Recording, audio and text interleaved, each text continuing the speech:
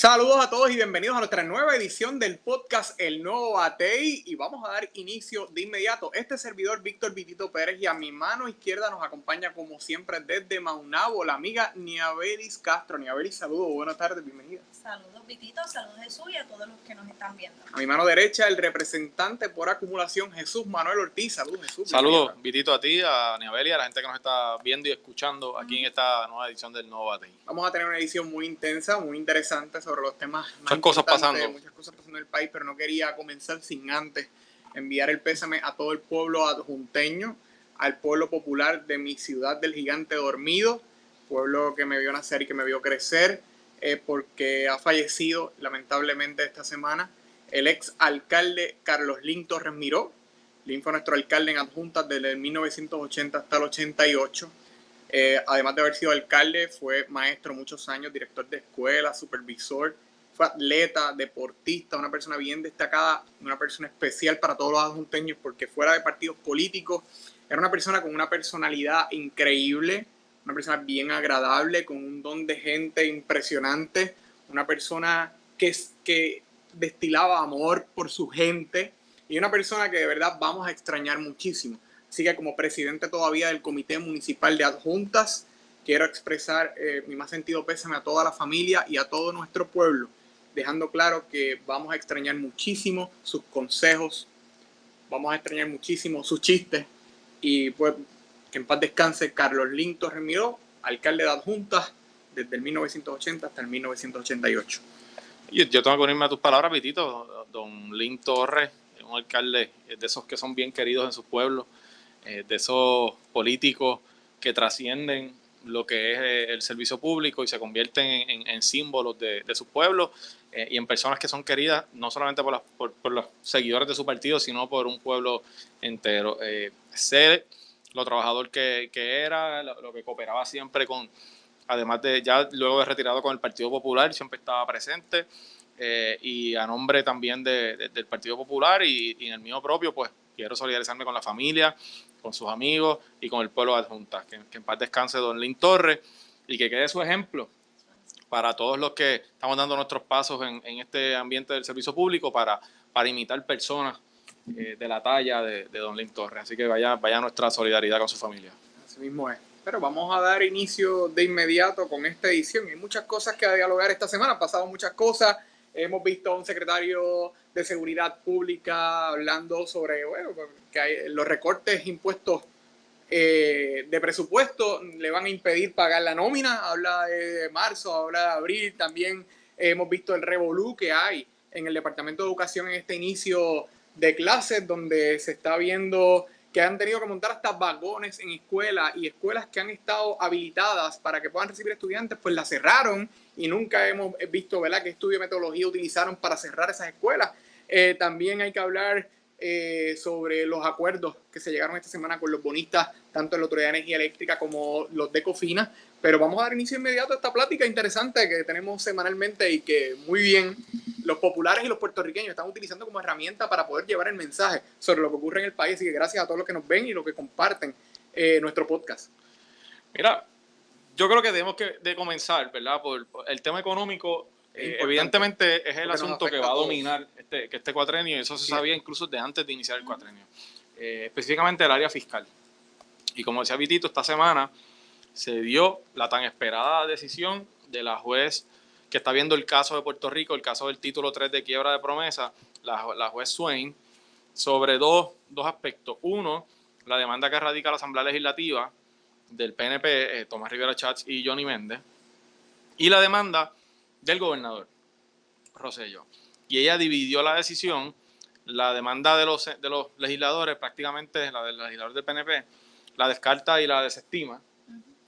Ella prácticamente lo que dice, ¿verdad? Y en su decisión, es que la Junta sí tiene, y que la Junta en haber certificado su propio presupuesto y en haber rechazado el presupuesto que la Asamblea Legislativa aprobó, está dentro de sus poderes y que lo puede hacer, según promesa.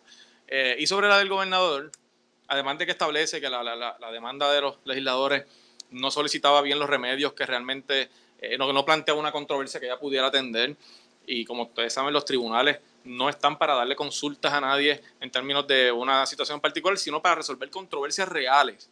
Y según interpreta la juez, esta demanda de los legisladores del PNP no, en algunos aspectos, no establece una controversia real, por lo tanto la desestima. La del gobernador, ella deja unos aspectos vivos, pero sí toma una decisión bien importante. Y es que el gobernador decide en su demanda que algunos planteamientos que hacía la Junta sobre recortes y sobre medidas que deben que tomar, y para ser, ¿verdad?, bastante genérico y no meternos específicamente en eso, pero darle un resumen, que esos planteamientos que hacía la Junta eran solamente recomendaciones de la Junta. Por ejemplo, el tema de la Ley 80, el tema de los recortes adicionales que ellos plantearon en el presupuesto, y que el gobernador o el gobierno escogía si acogía o no esa recomendación. Esa controversia es importante porque delimita los poderes de la Junta. O sea, le dice a la Junta hasta dónde puede llegar la Junta. Y la juez decide que, según promesa, claramente la Junta tiene potestad para tomar las decisiones que tomó y para llevar a cabo las acciones que hizo, que fue, por ejemplo, aprobar un presupuesto porque la Asamblea Legislativa y el gobernador pues no cumplieron con el acuerdo que había llegado a la Junta y el gobernador, que incluía la eliminación de la Ley 80 y que lo hemos discutido aquí muchas veces. Así que el presupuesto que prevalece es el que la Junta certificó. Esa decisión es bien importante, porque entonces denota ciertamente hasta dónde puede llegar la Junta. La juez dice también que eso no significa que el gobernador no tenga ningún tipo de poder, porque las acciones de la Junta deben ser en conversación con el gobernador, y que antes de que la Junta, por ejemplo, certifique un presupuesto, tiene que venir una propuesta de parte del gobernador. Obviamente, queda en una posición bastante débil el gobierno, y es una realidad, ¿verdad?, que uno no puede esconder. ¿Cuál es el efecto de esa decisión? Pues de entrada, el primer efecto es que el presupuesto que prevalece es el de la Asamblea Legislativa. Y yo creo que esto era una decisión que a nadie le debe sorprender. El presupuesto que prevalece es el que la Junta certificó. Que la Junta certificó. Que la Junta certificó. No, exacto, el que la Junta certificó. Nadie debe estar sorprendido por esta decisión. Yo creo, y ahora obviamente traté de hacer un resumen bastante somero para no dedicarle tanto tiempo ahí, pero ahora pues voy a dar mi opinión. Yo creo que la ley es bastante clara y era anticipable que esta iba a ser la decisión. La ley establece que la Junta, si en un aspecto tiene poderes, en el área de presupuesto. O sea, y yo creo que a nadie debe caberle duda. Yo les voy a decir una cosa a Pitito, a Beli y a la gente que nos está viendo. Esta decisión hace bien tentador que desviemos la discusión económica y el tema de la quiebra y se desvíe específicamente para el tema ideológico y el tema del estatus. ¿Qué es lo que está haciendo el gobernador? ¿Qué es lo que está haciendo el gobernador? Que es entendible, era anticipable esa estrategia porque ellos quieren mantener la discusión. Y que para mí es una irresponsabilidad. Tú decir que la culpa de los problemas económicos del país es gracias al estatus político es una irresponsabilidad. Nuestros problemas es causa, hoy, los económicos, los que vivimos hoy, a mi juicio, puedo equivocarme, y una de esas expresiones mías, pero son de culpa de la mala administración que hemos llevado como país en el gobierno por muchos años. Esto no es de un día para otro y no tiene que ver nada con el asunto meramente del estatus. Quiebran la república, quiebran los estados, quiebran los territorios. Eso tiene que estar claro. Y es una irresponsabilidad. Pero es una se estrategia trata de desviar. Evidentemente, porque como tú divides. Y de hecho, ese es el único tema que los une a ellos. Eso te iba a decir. También están tragando agua. Como tú divides la oposición. Y si mañana un individuo se acoge a la ley de quiebra, de inmediato se empieza un litigio y se puede establecer hasta. Por su estatus. No tiene que ver nada con el estatus. Y eso es un tema bien importante, Vitito, porque este tema tiene que ver con un asunto económico y el país tiene que entender algo. Estamos en quiebra. El país está en una quiebra. ¿Qué significa eso? Y ahí voy a lo que tocabas de mencionar. Cuando un deudor está en quiebra, ya sea un individuo, una corporación, un estado, cuando digo un estado me refiero a un país, tú pierdes control de tu patrimonio, autonomía, el poder decisional sobre tu patrimonio. ¿Por qué? Bueno, porque tú ya no puedes pagarle a quien tú le debes. Y esas personas a quien tú le debes, que son los llamados acreedores, en otros casos los bonistas, pues tienen un derecho de reclamar lo que tú le debes. Así que cuando tú llegas a un tribunal de quiebra y tú te estás declarando en quiebra, tú lo que estás pidiendo es protección. Porque para que el tribunal detenga el proceso, evite que esos acreedores a quien tú le debes traten de quitarte todo lo que tú tienes, embargarte propiedades, embargarte cuentas, y el tribunal lo que hace es, vamos a parar el proceso aquí, cuál es la situación, analizan la situación del deudor, en el caso de un individuo, para que la gente entienda un poco mejor, ves qué propiedades tú tienes, qué activos tú tienes, pues entonces tienes que posiblemente empezar a vender para pagar, pero en ese proceso los acreedores no te pueden ni llamar a cobrarte. Es un proceso de quiebra, pero obviamente tú no puedes decidir que mañana te fuiste a Disney, por ejemplo, porque hay unos acreedores a quien tú le debes y un tribunal que te va a controlar muchas cosas. Es un asunto de prioridades, claro, tú las estableces. Claro, así que el tema de que la Junta tenga control sobre el presupuesto y tomar esas decisiones, evidentemente tiene que ver con que Promesa es una ley de quiebra. Y Puerto Rico está en quiebra. Y tú decías algo bien importante. Si eres una república, o sea, cualquier deudor, un gobierno, no importa el estatus que tú tengas, que esté en quiebra, va a tener algún tipo de intervención externa. Y hay ejemplos.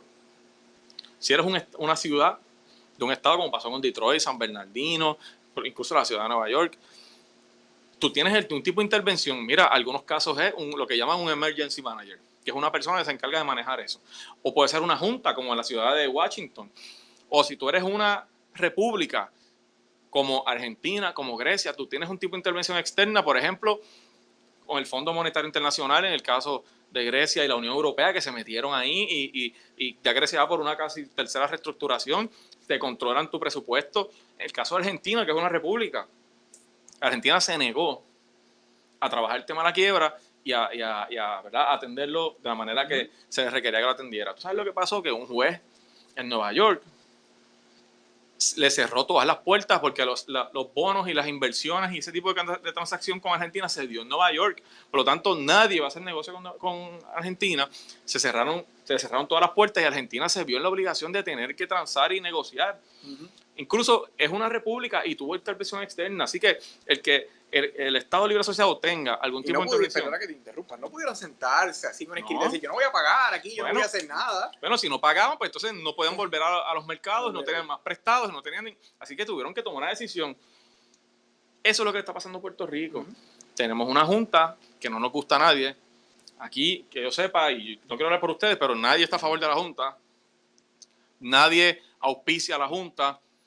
Estamos tratando de mantener el debate donde realmente hay un aspecto de estatus, hay un aspecto ideológico, yo creo que es importante también y que se tiene que discutir.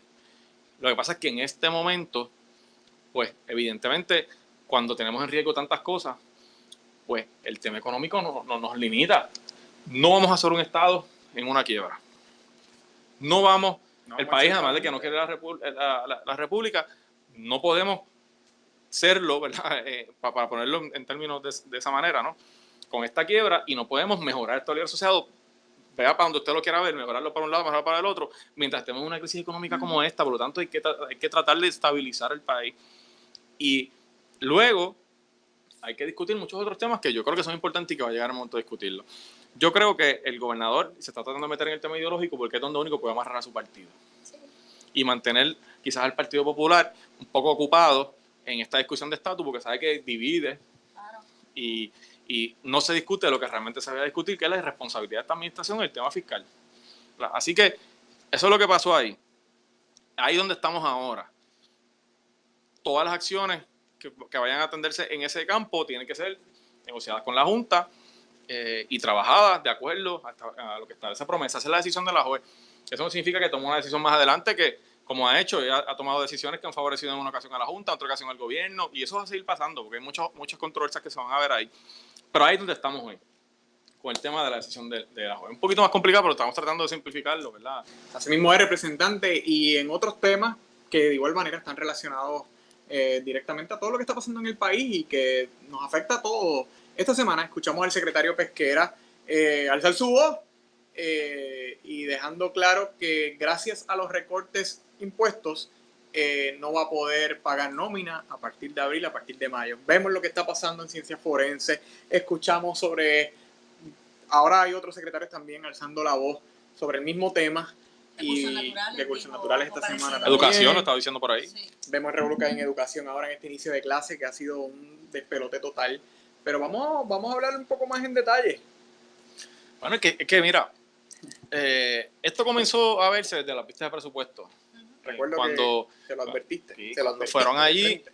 varios jefes de agencia, entre ellos Pesquera, entre ellos Kelleher, a decir que tenían grandes problemas con el presupuesto que se estaba analizando allí, que esto es bien interesante, y yo creo que la gente se va a acordar de esto. Ustedes recordarán que el gobernador radicó un presupuesto hace unos meses. Semanas después, llega el acuerdo con la Junta, que incluía la eliminación de la Ley 80, el aumento de recursos para la oficina del gobernador, para la propia Junta, para OGP, y ese acuerdo provoca que la Junta radique otro presupuesto en la Asamblea Legislativa. El que nosotros comenzamos a analizar allí era el que radicó la Junta, pero era producto del acuerdo con el gobernador. Pues en aquel momento todavía estaba la batalla si se aprobaba o no, la eliminación de la Ley 80, etcétera. El primer día de vistas, el equipo fiscal del gobernador va allí y defiende el presupuesto. Yo recuerdo. Y hicieron unos señalamientos que me recuerdo que ellos se quejaban del recorte en las agencias de fiscalización como el Contralor, ética gubernamental. Hacían un señalamiento sobre me parece que sobre el Instituto de Cultura, ¿no? El Instituto de Cultura, de un recorte que había. En ningún momento plantearon problemas con seguridad ni con educación. 2 días después viene Héctor Pesquera y dice que no puede operar con ese presupuesto. Yo le hice preguntas en esa vista y él lo reiteró. Un día después de Pesquera viene Kelleher y dice que tiene un recorte enorme en que incluía 78 millones a educación especial, que incluía 30 millones a mantenimiento de escuelas, seguridad escolar, educación para adultos, internet en las escuelas. Y era el presupuesto que el gobernador, el equipo del gobernador estaba defendiendo porque era parte del acuerdo de la Junta. Así que, y luego al final la Asamblea Legislativa aprobó con unos cambios menores ese presupuesto, atendió unas partes pero dejó otras descubiertas. Y cuando no se elimina la Ley 80, la Junta a las 12 de la noche certifica otro presupuesto, con unos recortes un poco distintos porque ya no tenían en el juego el tema de la Ley 80. ¿Por qué les digo esto? Es cierto que el presupuesto de la Junta hace unos recortes mayores a muchas de estas agencias, pero no deja de ser cierto que el presupuesto que el gobernador respaldaba les recortaba dinero a esas agencias. Les recortaba dinero a ciencias forenses, les recortaba dinero a policía, les recortaba dinero a educación, y su equipo fiscal lo fue a defender allí. Y yo creo que es una hipocresía enorme que ellos vengan ahora a tratar de que el país los respalde a ellos, alegando que el presupuesto de la Junta es malo, que de hecho es malo, pero no dicen que el de ellos era malo también. Y a esa hipocresía se le suma de que, pues, básicamente están diciendo que el dinero no les da, pero lo vimos, Pesquera es el que sometió la recomendación de comprar una boba de 250,000. Tenemos una secretaria de Educación que igual dice lo mismo con su presupuesto, pero hoy, o sea, tuvieron que contratar vagones para meter a los estudiantes después de haber cerrado escuelas funcionales. Es bastante contradictorio el discurso sí. y cómo ejecutan y gastan el dinero público. Sin duda, y el problema que tiene el gobernador es que los acuerdos a los que han llegado, él decía en la campaña que esto era cuestión de credibilidad, de llegar a acuerdos con la Junta, de negociar con la Junta, que él podía hacerlo. El único acuerdo que recordamos ha sido un mal acuerdo. Porque lo que lo quería era eliminar la Ley 80, ¿y qué tenía el país a cambio? Un aumento en la oficina del gobernador, un aumento a la Junta, un aumento en la partida de título 3, un aumento de OGP, mientras tenía recortes enormes en áreas de servicios esenciales. Y yo creo que aquí el resumen, Vitito, Niabeli y la gente que nos está viendo y escuchando, es que el deber del gobernador, yo saco una columna esta semana básicamente en esa línea, es garantizar servicios esenciales. Es que en un momento que estamos en esta quiebra, todos los recursos vayan dirigidos a los asuntos importantes.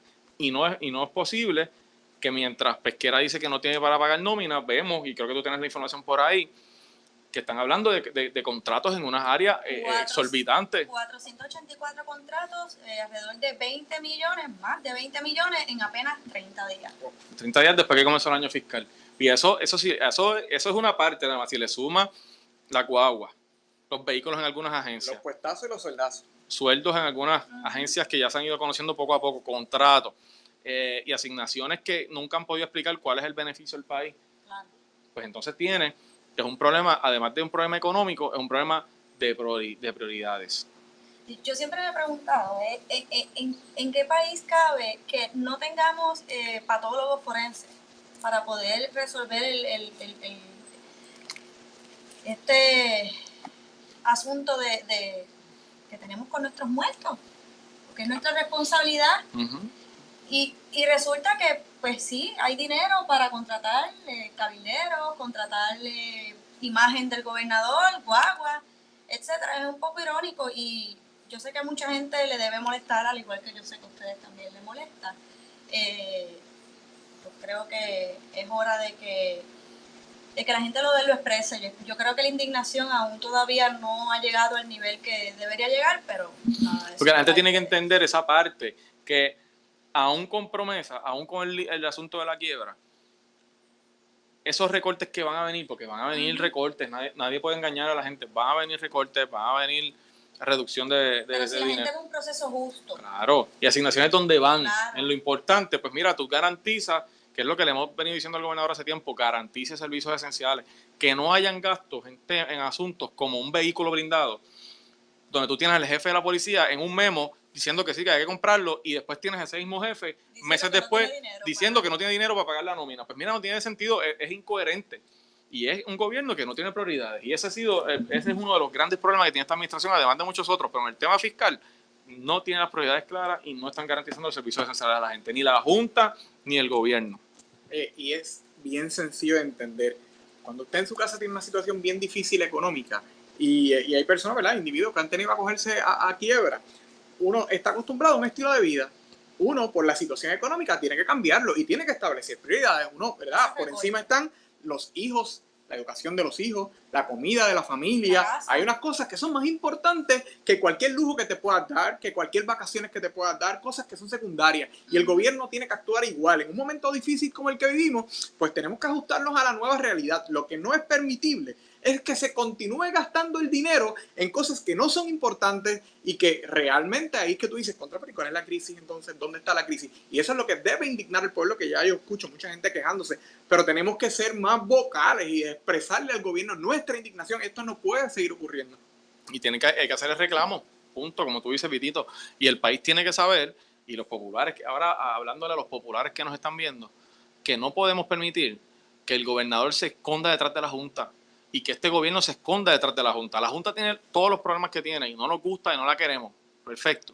Eso es así, todos estamos de acuerdo en eso. No puede ser una excusa. No puede ser una excusa para que se escondan detrás de la Junta. La responsabilidad del gobierno es presupuestar basado en las prioridades del país, en los servicios básicos que la gente necesita. No es en momentos de crisis comprar vehículos, carros lujosos, con especificaciones particulares de que cada jefe de agencia quiere. Parece que la crisis es selectiva. Porque porque para el gobierno es mala la Junta cuando le conviene, pero cuando se trata de negociar más presupuesto para la oficina del gobernador, para la propia Junta, para dar más contratos, para tener más chavitos para sus amigos y para hacer y deshacer con el dinero del pueblo, ahí la Junta son sus amigos. Pero tratan de proyectar otra cosa. Pero vamos a seguir llevando el mensaje. Eso es un mensaje que hay que seguir llevando y que el país tiene que saber. Tiene que cumplir con su responsabilidad. Siguen pasando cosas. Esta semana se sigue poniendo caliente el tema de los... ¿Vamos a la pausa? Vamos a la pausa y regresamos en el próximo segmento.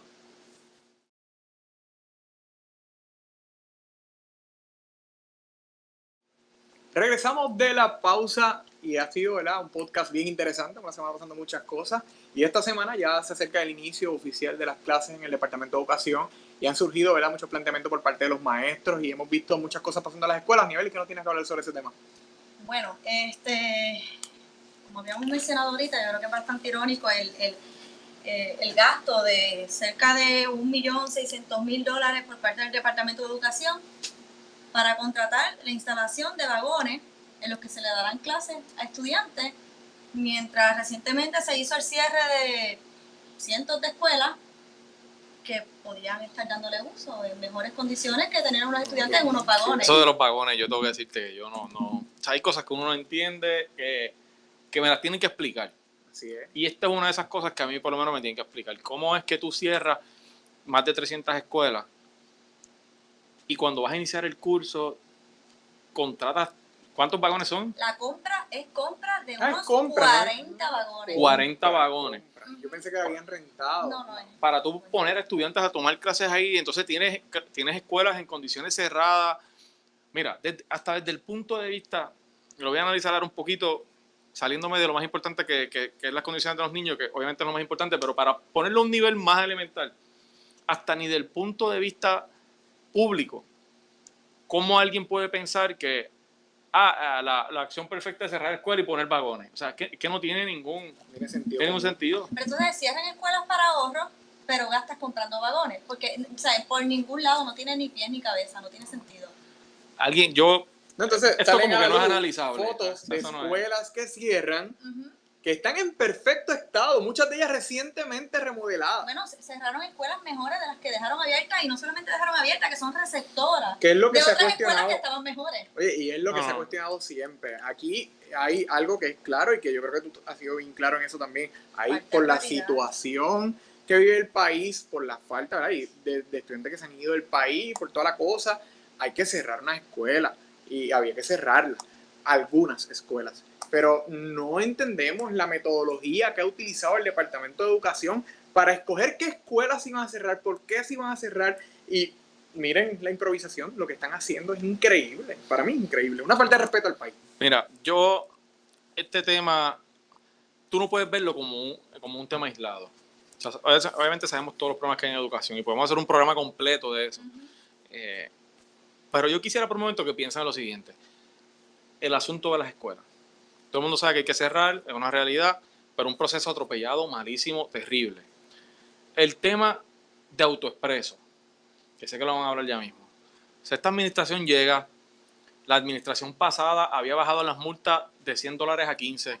Ellos llegan, legislan, aumentan las multas de 15 a 50, otra vez. Luego llega el huracán, dicen que no van a cobrar el peaje, luego sale que sí, luego el gobernador dice de nuevo que no, luego al final, luego un periodo nada más, luego cambian el periodo, luego el plan fiscal dice que sí, ahora de repente sí lo van a cobrar. Entonces vetan el proyecto, y ahora el gobernador envía otro proyecto para volver a ponerlas a 15, que era como estaba antes de que él mismo las subiera. O sea, es totalmente sin sentido.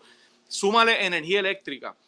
Busca un director ejecutivo, el gobernador dice que no sabe quién es. En la propia conferencia de prensa, el director ejecutivo que estaba en ese momento dice, sí, ya lo nombramos hoy.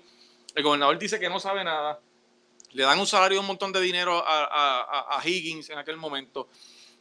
Toda la polémica pública y la indignación de la gente con razón con el salario, lo sacan. El gobernador dice que lo sacan, que no sabe quién van a traer. Traen a otro con un salario mayor. El gobernador desde Rusia dice que no tenía idea. Entonces sale el presidente de la Junta, que lo nombró él, porque era su tesorero. Porque enmendó la ley para sacar los que estaban, para poner a su gente, pone el tesorero, y sale su propio tesorero y dice que sí sabían. Entonces la gente de confianza del gobernador aparece votando a favor, unánime, de la votación sobre el salario, y tampoco tiene pies ni cabeza. Entonces tú tienes que llegar a la conclusión que esto es un gobierno que miente descaradamente. Improvisa en todo. Lo único que le preocupa es que la opinión pública crea lo que ellos quieren que la gente crea. Que solo se lo creen ellos. Y al final nadie termina creyéndole, porque ni ellos mismos no saben explicarlo.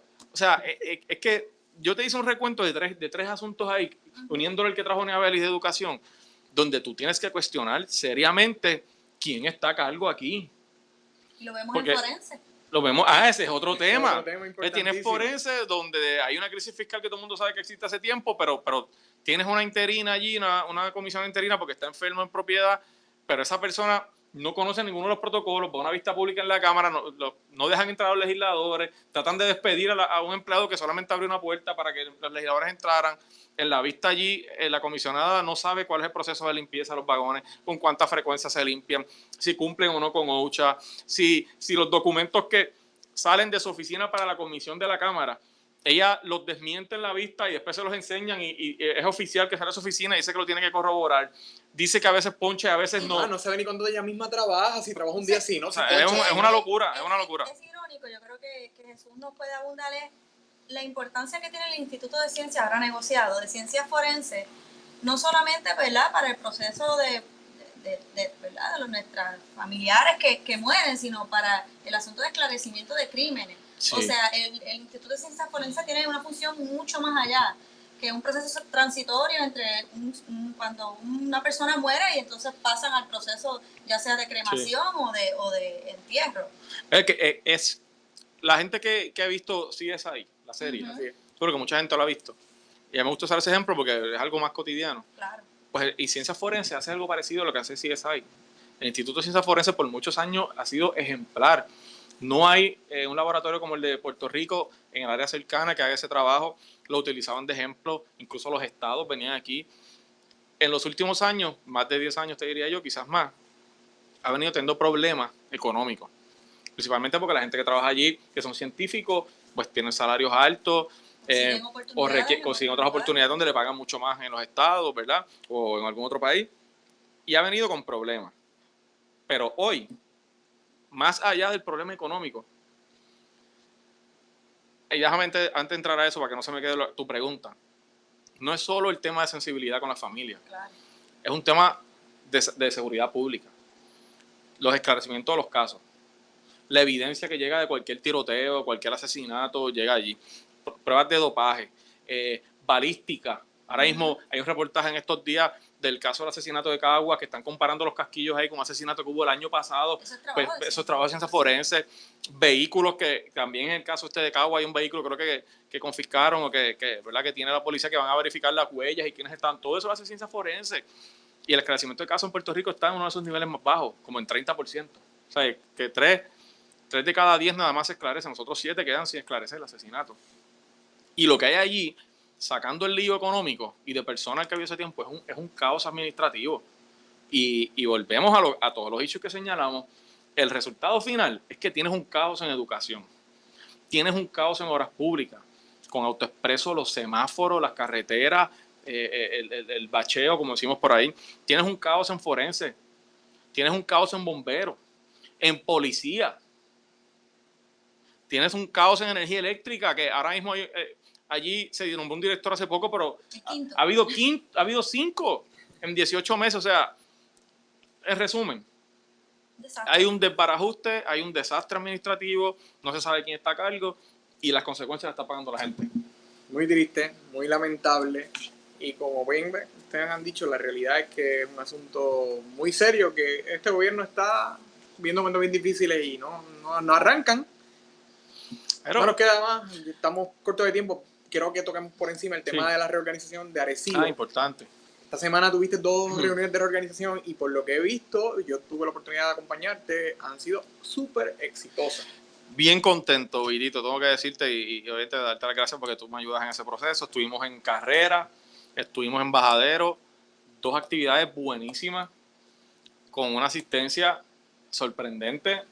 En Carrera tuvimos casi 80 personas para una reunión de reorganización y en Bajadero sobrepasamos las 125 personas y una asistencia bien significativa de jóvenes en Arecibo. Tuvimos que ir a votaciones en las 2 reuniones porque había más de un candidato para distintas posiciones. Incluso en el caso de los jóvenes. Aquí son los jóvenes, tuvimos que ir a una votación y fue bien interesante porque se respira un ambiente de esperanza, de trabajo. Yo creo que estamos logrando el equipo de trabajo, tengo que decirlo, de Tito Ramírez, que es el aspirante a la presidencia, que pues fue la única persona que radicó y está en el proceso de ver si cuando el partido lo certifique y que confiamos en que va a ser próximamente el presidente del Partido Popular allí en Arecibo. Están haciendo un gran trabajo y todo el crédito, desde mi punto de vista, yo sé que Tito va a estar de acuerdo conmigo, lo tiene la gente de Arecibo. Vemos muchos que van a todas las reuniones, no importa que ya no sea de su barrio. Hemos hecho 7 y tú las ves en las 7 reuniones, los ves allí, con compromiso. Y yo creo que si ese trabajo lo seguimos haciendo así, en todas las 39 unidades que tiene Arecibo, vamos a tener una sorpresa grande en Arecibo. Y que es bueno no solo para el Partido Popular, es bueno para el pueblo de Arecibo, que está abandonado, que hemos visto como esa administración municipal no ha trabajado en favor de la gente y donde se sufren tantas realidades en esas comunidades que vamos, con problemas de inundaciones, con problemas de vertederos clandestinos, ahora con problemas de recogido de basura, que hasta una declaración de emergencia está tratando de hacer el municipio por unas acciones malas del propio municipio. Que la podemos discutir y podemos traer incluso aquí a María y hablando a nuestros legisladores municipales a discutir eso. Pero en resumen, un gran proceso, va muy bien, vamos a seguir haciendo el trabajo y esta semana hasta el momento vamos a tener varias reuniones más, no quiero decir el número por si acaso al final alguna necesita que se cambie, pero por lo menos islote pendiente, vamos a estar pronto por allí, vamos a darle la información ya en estos días para que se dé esa reunión importante que se tiene que dar y seguimos para adelante con esa reorganización. El Partido Popular Democrático le pertenece a la gente, al pueblo, no a ningún líder. En Arecibo, los arecibeños se cansaron de que haciendo lo mismo el resultado fuera el mismo. Y el Partido Popular en Arecibo se puso los pantalones bien puestos, como decimos en el campo, asumió la responsabilidad por los errores del pasado, pero están haciendo el trabajo que había que hacer hace mucho tiempo, de contacto directo con la gente, de poner el oído en tierra, y los resultados lo estamos viendo en unas reuniones de reorganización importantes. Y una cosa, vamos hasta ahora unidad por unidad. Allí estamos escogiendo el liderato. Esto de que llenamos un papel, dime quiénes son no, eso no se está haciendo. Se están llevando a votación, la gente está allí. Estamos viendo quiénes son. Eso es una reorganización y obviamente es un proceso difícil porque es bien grande, son 39 unidades, ¿verdad? Y llevamos ya un mes y medio en este tren, pero vamos a ir las veces que tengamos que ir para darle la mano a los arecibeños. Yo estoy confiado que vamos a tener una sorpresa allí. El partido estuvo el pasado miércoles Ceiba. en Ceiba. La semana que viene pues estaré con los nuevos municipios que se estarán en reorganización. Yo no pude asistir, pero por las fotos pues pude ver y los comentarios de que fue muy buen el evento. Como sabemos, pues Ceiba... Ahí están viendo las fotos de Ceiba y del proceso de reorganización. Así que nada, yo creo que el proceso va bastante bien. Considero que ha sido un éxito en todos los lugares, independientemente de donde haya varias personas que tengan intención de ser presidente. Yo creo que eso es saludable para el partido y necesario en este proceso y haciéndole honor a nuestro apellido democrático. Participación. Es el momento, como decimos nosotros en Arecibo, unidad y trabajo. Eso es lo que hay que hacer ahora. Las candidaturas vendrán más adelante y tenemos que estar en una posición de que para que la gente nos pueda ver como una opción en el 2020. Y te lo digo, vamos a tener sorpresas en Arecibo y el trabajo se está haciendo. Yo no tengo duda de eso, he tenido la oportunidad de participar en la mayoría de todas estas reuniones y actividades, tanto en Arecibo como en el Partido Popular, y estoy seguro y convencido que somos la alternativa real para rescatar a Puerto Rico de este desastre. Y tenemos la responsabilidad de hacerlo bien, y ustedes tienen que ser parte de ese proceso. Muchas gracias, denle like and share. Que Dios les bendiga y vamos para adelante.